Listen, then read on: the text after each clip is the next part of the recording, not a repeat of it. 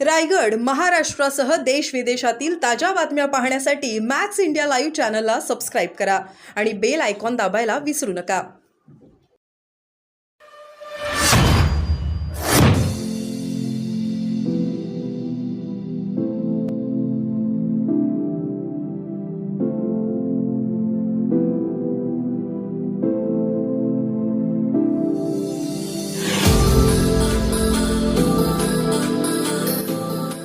काल वक्तव्य केलेलं आहे की त्यांचं नेतृत्व करण्यास विचार करत आहे.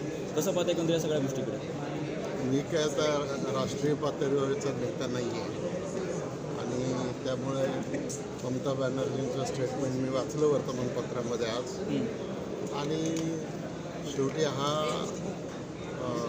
महाविकास आघाडीचा प्रश्न आहे आणि राष्ट्रीय आघाडीचा प्रश्न आहे. तर त्यांनी त्याच्यामध्ये बसून ते निर्णय घेतील, पण हा प्रश्न काही राज्य लेवलचा नाही. सर, हिंदी में जाना चाहेंगे.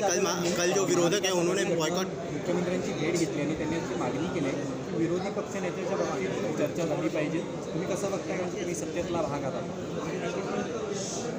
असं आहे की पार्लमेंटमध्ये सुद्धा 2 टर्ममध्ये विरोधी पक्ष नेते नव्हते, तरीसुद्धा विरोधी पक्षनेत्यांचे सगळे अधिकार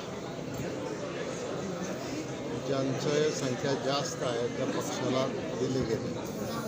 आता याबाबतचा निर्णय मुख्यमंत्री आणि 2 उपमुख्यमंत्री बसून त्याच्यामध्ये घेतील.